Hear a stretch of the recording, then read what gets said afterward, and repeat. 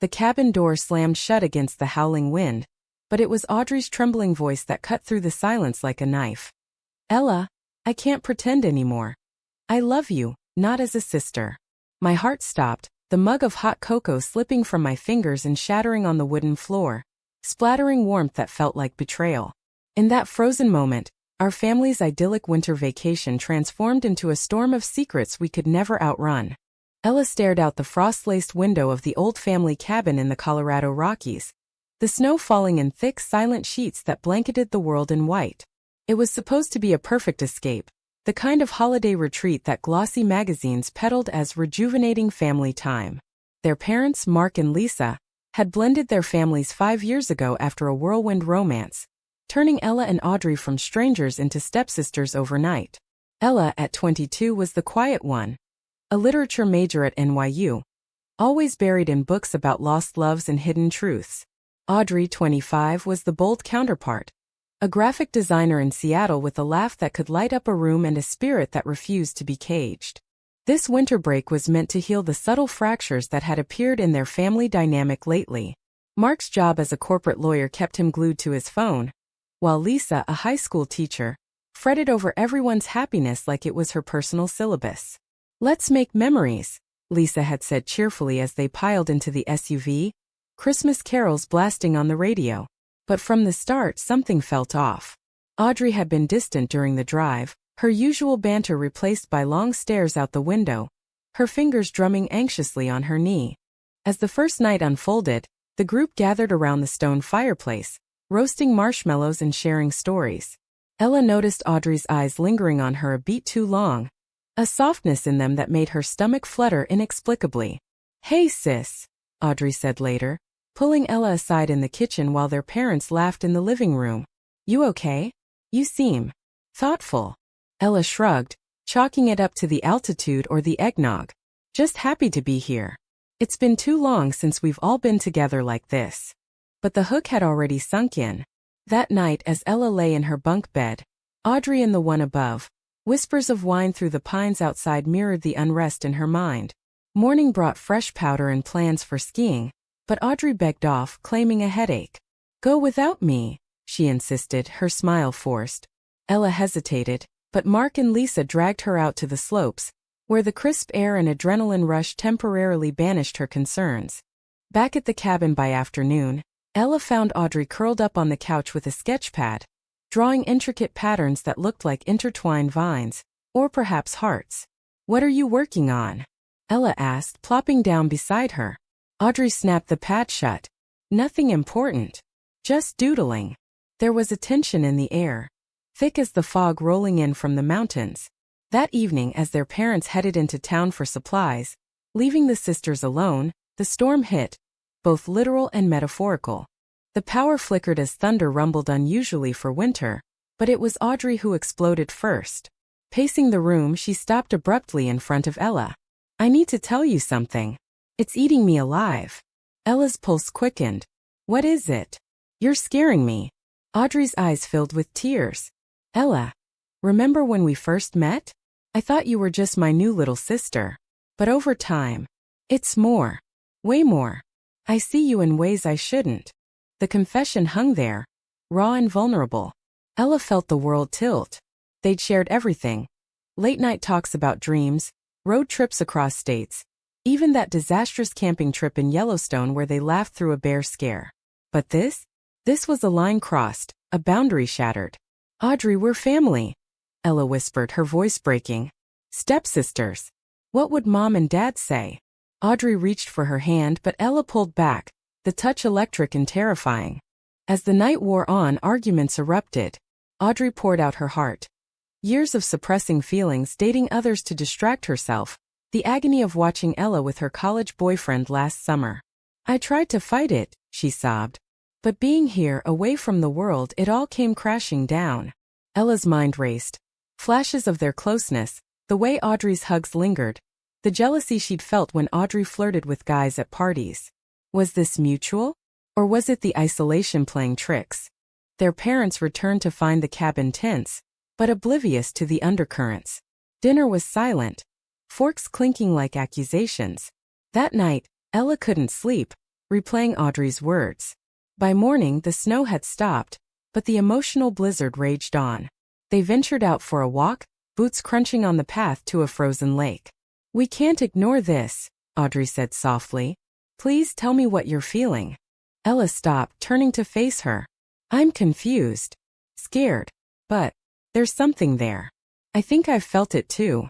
The admission was a whisper, but it ignited a spark.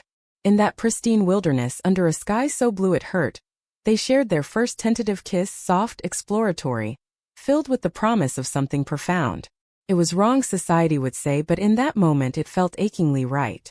Yet, doubt crept in like the cold. Back at the cabin, Ella confided in a journal, words spilling out about love defying labels. Audrey, meanwhile, sketched portraits of Ella, capturing her essence with loving strokes. Their parents noticed the shift, whispers, stolen glances, but attributed it to sisterly bonding. As the vacation progressed, the sisters navigated secret moments. A hand brush while passing plates, a shared blanket by the fire. But cracks formed. One evening, Mark announced a surprise. His old college friend Jordan was joining them for a day. Jordan, charming and single, immediately hit it off with Audrey, flirting shamelessly. Ella watched, jealousy boiling. A new emotion in their dynamic. Audrey played along, perhaps to test Ella or to mask their secret. "He's cute, right?" Audrey teased later alone. Ella snapped. "If that's what you want, go for it." The fight escalated, words like daggers. Accusations of playing games, fears of abandonment. The high point came during a group hike. Jordan's presence amplified the tension. As they reached a scenic overlook, Audrey pulled Ella aside. "This isn't a game. I love you." But Jordan overheard, his shock rippling through the group. Back at the cabin, confrontation ensued. Mark and Lisa were devastated. Questions of morality, family bonds, societal norms flying like shrapnel. Ella defended their feelings. "Love isn't about blood or labels. It's about connection." Audrey stood firm, but the betrayal stung. Jordan's judgment, their parents' tears. The vacation, once a haven, became a battlefield. As the week drew to a close, resolutions loomed. Would they fight for this or let the world tear them apart? The drive back from the Rockies was a silent ordeal, the SUV cutting through highways lined with fading snowbanks.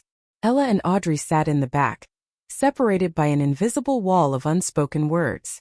Their parents, Mark and Lisa, exchanged worried glances in the front, the radio's cheerful tunes a stark contrast to the heavy atmosphere. "We'll talk about this at home," Mark had said sternly that last night in the cabin, his lawyer voice brooking no argument. Lisa, ever the peacemaker, added, "We love you both. We just need time to process." Home in suburban Chicago felt like a cage. The split-level house, with its manicured lawn and holiday lights still twinkling, mocked the chaos inside.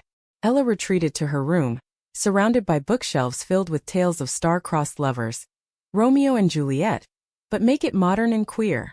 Audrey, visiting from Seattle for the extended break, bunked in the guest room, her sketches scattered like confessions. Days blurred into tense family meetings. "This isn't natural," Mark argued one evening over dinner. His fork paused mid-air. "Your sisters." Audrey's eyes flashed. "Stepsisters. No blood relation. And love doesn't care about your rules." Lisa cried, torn between her progressive ideals and protective instincts. "What will people say? The neighbors are friends."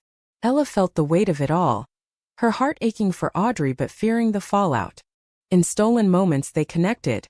A text under the table, a brush of fingers in the hallway. "I won't give up on us," Audrey whispered one night, slipping into Ella's room after lights out. They talked for hours, unraveling their feelings. Audrey shared her past, a string of unfulfilling relationships, always comparing them to the bond with Ella. "You're my home," she said, voice thick with emotion. But external pressures mounted. Ella returned to NYU, burying herself in classes, while Audrey flew back to Seattle. Distance amplified the drama. Phone calls turned heated. "Are we really doing this?" Ella asked one night, doubts creeping in. Audrey's response was fierce. "Yes, because it's real." Yet betrayal lurked. Audrey, seeking solace, confided in her best friend, Mia, a vivacious barista with a crush on Audrey that everyone but Audrey saw. Mia, sensing vulnerability, made her move during a late-night coffee run. "You deserve someone who can be open about loving you," she said, leaning in for a kiss. Audrey pulled away, but not before a photo snapped by a mutual friend hit social media. Tagged innocently, it exploded. Ella saw it first, her phone buzzing in a lecture hall. Heart-shattering, she called Audrey in tears. "How could you?" The accusation stung. "It was nothing. She kissed me, I stopped it." But trust fractured. Ella, feeling betrayed, sought comfort in her roommate, Taylor, an outspoken activist in the campus LGBTQ+ group. Taylor listened, then shared her own story of forbidden love. "Fight for it if it's worth it," she advised. Emboldened, Ella attended her first Pride event, rainbow flags waving in the crisp New York air, feeling a sense of community for the first time. Meanwhile, back in Chicago, Mark and Lisa grappled with acceptance. Lisa joined a support group for parents of queer kids, her eyes opening to stories like theirs. Mark, stubborn at first, softened after a heartfelt talk with an old friend whose daughter came out. "Love is love," the friend said simply. Slowly, bridges rebuilt. Audrey flew to New York unannounced, showing up at Ella's dorm with flowers and apologies. "I messed up, but Mia means nothing. You do." They walked Central Park, leaves crunching underfoot, hashing out the pain. "We need boundaries," Ella said. "And honesty." Their reconciliation was tender. A hug that lingered, promises whispered against the city skyline. But drama escalated when the family reunited for Easter. Jordan, the catalyst from the cabin, reappeared at a gathering, invited by Mark as a neutral party. His presence reignited old wounds. "Over brunch," he cornered Audrey. "This is wrong. Think about your family." Audrey fired back. "My family includes Ella, in every way." The argument spilled into the open, plates clattering as emotions boiled over. Ella stood by Audrey, declaring, "We're in this together." Mark, witnessing their unity, finally relented. "If this makes you happy, we'll figure it out." Lisa hugged them both, tears of relief mixing with joy. Yet not all was smooth. Societal whispers followed. Judgmental stares at family events, awkward questions from relatives. As summer approached, the sisters planned a road trip. Just the two of them, driving Route 66 from Chicago to California. It was a test of their bond, miles of open road mirroring their journey. In dusty motels and under starry skies, they shared dreams. Audrey's art gallery aspirations, Ella's novel about resilient love. Conflicts arose, arguments over directions symbolizing deeper fears, but each resolved with deeper understanding. One night in Arizona, watching the Grand Canyon sunset, Audrey proposed a commitment. "Let's build a life, no matter what." Ella, heartful, agreed. The trip culminated in Seattle, where Audrey's apartment became their sanctuary. Ella transferred schools, pursuing her degree online while interning at a publishing house. But betrayal struck again. Mia, spurned and bitter, leaked their story to a gossip blog, twisting it into scandal. Headlines screamed, "Stepsister's forbidden romance rocks family." The internet erupted, supportive comments mixed with vitriol. Their parents fielded calls, the house besieged by reporters. In the eye of the storm, Ella and Audrey clung together. "This is our truth," Audrey said, fierce. They went public with an interview on a progressive podcast, sharing their story with vulnerability. "Love isn't always easy," Ella said, "but it's worth fighting for." The backlash faded, replaced by messages of solidarity from others in similar situations. As fall painted the leaves gold, healing began. Family therapy sessions mended rifts, turning pain into growth. Mark walked Audrey down the aisle at a small commitment ceremony, symbolic, not legal yet, but a promise nonetheless. Lisa beamed, proud of their courage. Life in Seattle settled into a rhythm, the Pacific Northwest's misty rains washing away remnants of scandal. Ella thrived in her new environment, her writing blossoming under Audrey's encouragement. They shared a cozy apartment overlooking Puget Sound, mornings filled with coffee and kisses, evenings with art and literature intertwined. "This is us," Audrey would say, framing their first joint photo, a candid shot from the road trip, smiles genuine amid the desert backdrop. Yet, undercurrents of drama persisted. Audrey's career hit a snag when a conservative client pulled out after discovering her personal life. "We don't align with your lifestyle," The email read coldly. Audrey slammed her laptop shut, frustration boiling. Why does love have to cost me professionally? Ella held her, whispering reassurances. You're talented. More will come. Indeed, a progressive ad agency scooped her up, valuing her authenticity. Ella faced her own conflicts.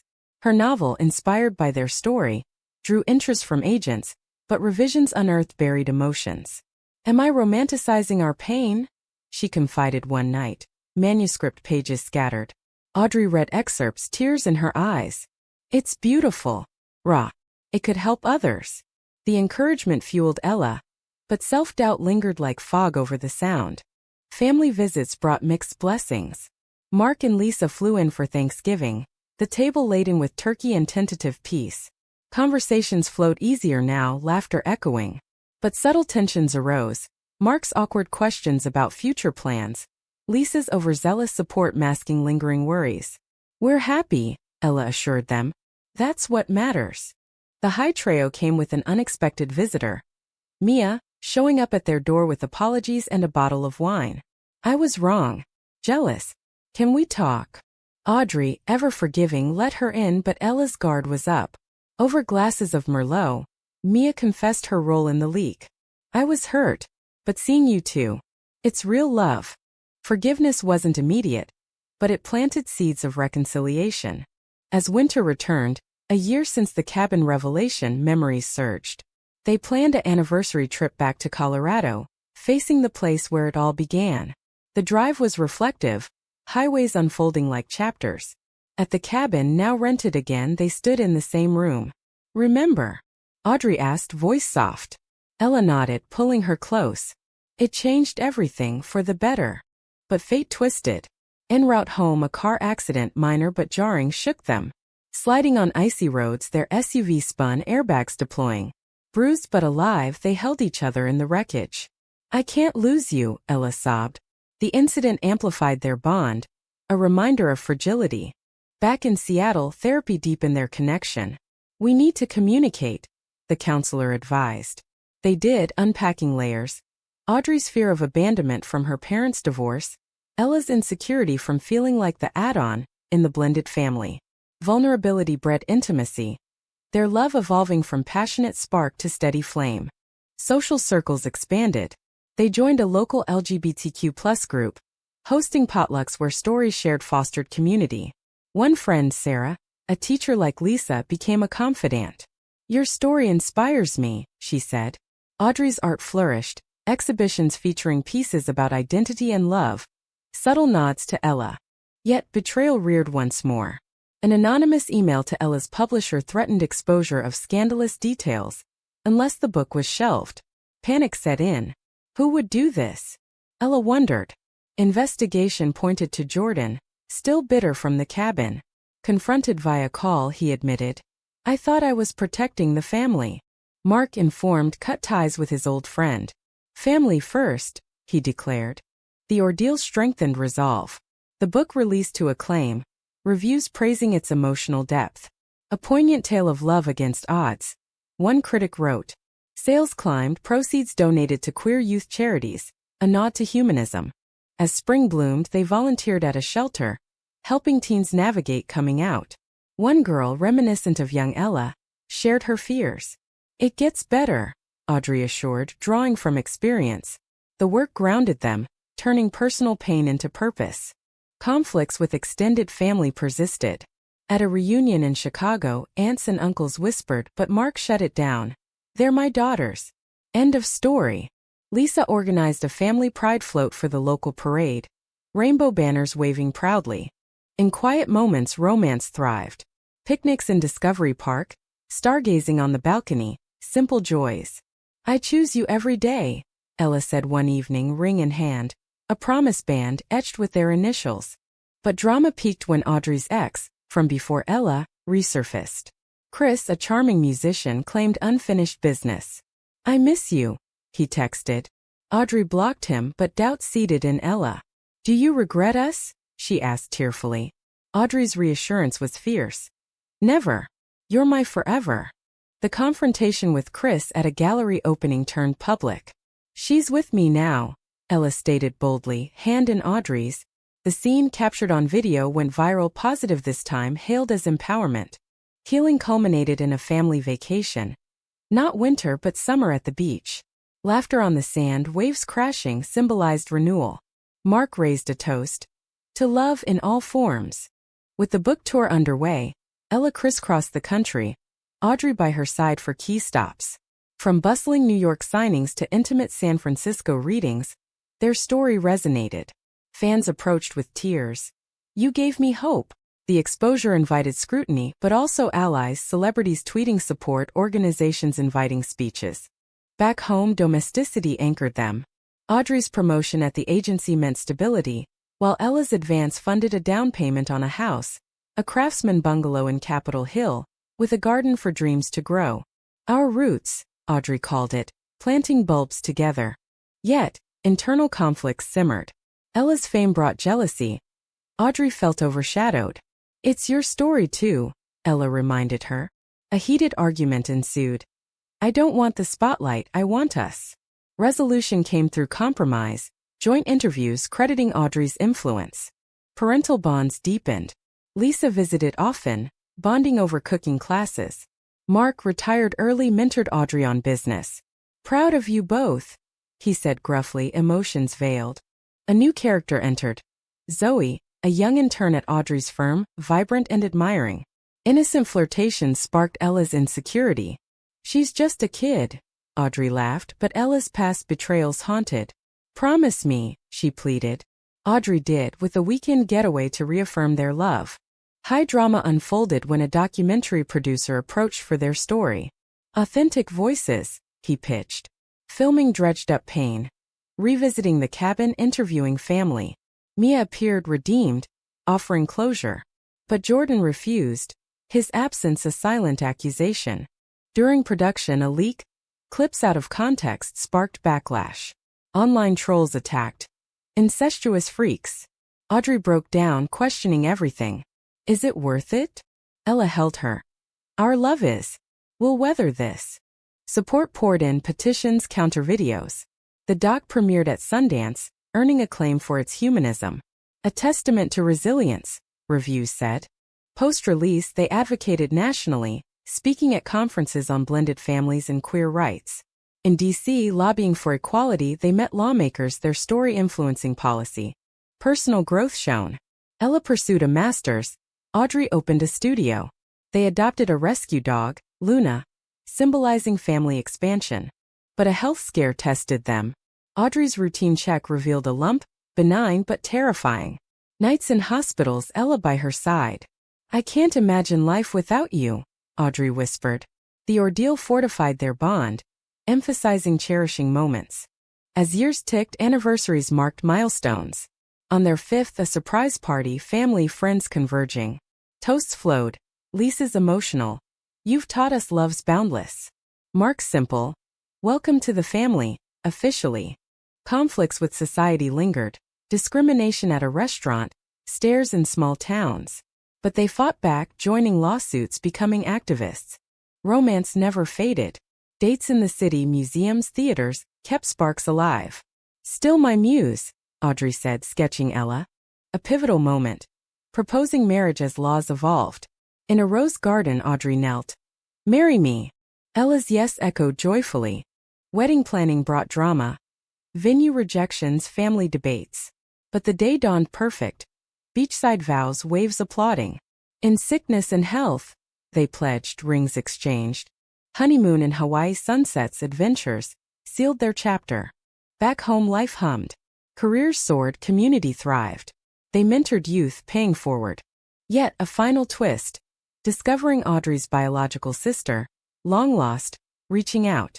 Integration brought complexity, jealousy, adjustments, but enriched their circle. In quiet reflection, Ella wrote a sequel chronicling growth. Love evolves, she penned. Years unfolded like pages in a well-loved book, their story etching deeper lines of wisdom and warmth. The bungalow in Seattle became a hub of life, friends gathering for barbecues, the garden blooming with colors that mirrored their vibrant love. Luna, now gray-muzzled, lounged by the fire, a faithful witness to their journey. Professional triumphs abounded. Ella's second novel topped charts, a narrative weaving themes of redemption and human connection.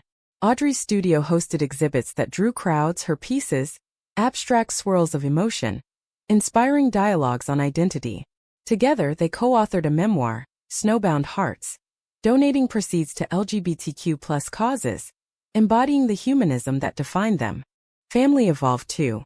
Mark and Lisa, now grandparents in spirit, visited often, spoiling Luna and sharing stories. Siblings from both sides integrated, initial awkwardness giving way to genuine bonds.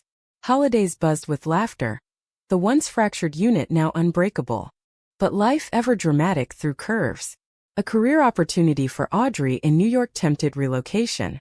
"It's my dream job," she said, eyes sparkling. Ella hesitated. "What about our life here?" Debates raged, pros, cons, tears. Compromise won. A bicoastal arrangement, testing their resilience. Months of flights and video calls strained, but love prevailed.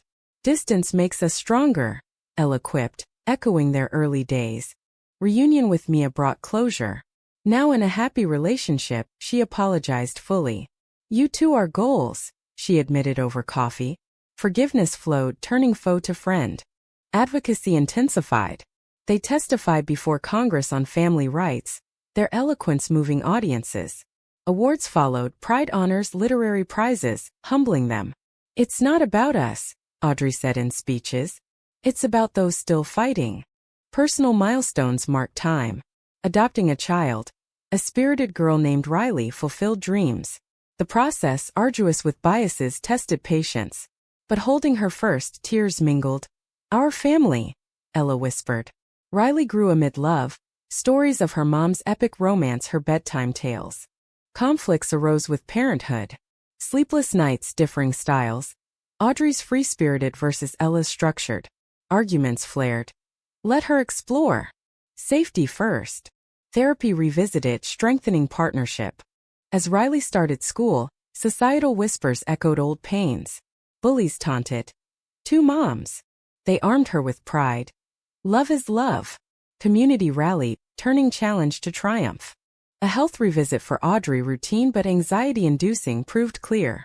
"We're blessed," they agreed, cherishing health. Romance endured. Annual cabin retreats. Now with Riley, revisited origins. Snow angels, hot cocoa, echoes of that fateful confession. Still unexpected? Ella teased. Audrey smiled. Best change ever. Betrayal's shadow faded, replaced by trust. When a tabloid dredged old scandals, they laughed it off. Ancient history. In twilight years, reflection dominated. Riley, grown and queer herself, pursued art like Audrey. "You paved the way," she said. The end neared humanely. Audrey, first to fade from illness, held Ella's hand. "No regrets. Love you eternally." Ella, heartbroken yet grateful, carried on, writing tributes. At Audrey's memorial, stories poured. Impact profound. Ella lived on, advocating till her last breath. Their legacy. A foundation funding queer families, books inspiring generations. In the end, their love, dramatic, emotional, romantic, proved profoundly human. A beacon that love conquers, heals, endures.